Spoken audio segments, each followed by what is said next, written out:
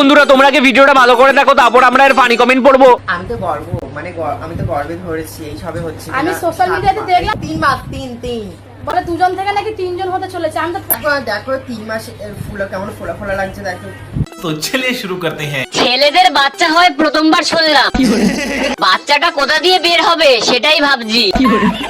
নিচেও নাই উপরেও নাই, তাহলে মা হবি কেমনে? বুঝা আমারে বুঝা। কোন রাজ্যে বাস করে এরা?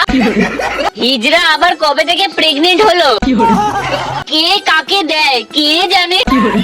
কলিযুগে কিছুই অসম্ভব না, সবই হয়। গ্যাস হয়েছে, গ্যাসের ওষুধ খা। পেটে 3 মাসের গু জমেছে রে পাগলা, তাই পেট ফুলে গেছে। তোর গ্যাস হয়েছে, তুই ইনো খা। বাচ্চাটা যখন হবে তখন বিশ্ববিখ্যাত ডাক্তার জনি সিন্সকে ডাকিস। যিনি ফেসবুক আবিষ্কার করেছিলেন তিনিও হয়তো ভাবছেন কেন আবিষ্কার করলাম এটা। কোন পাপের শাস্তি দিচ্ছে আল্লাহ।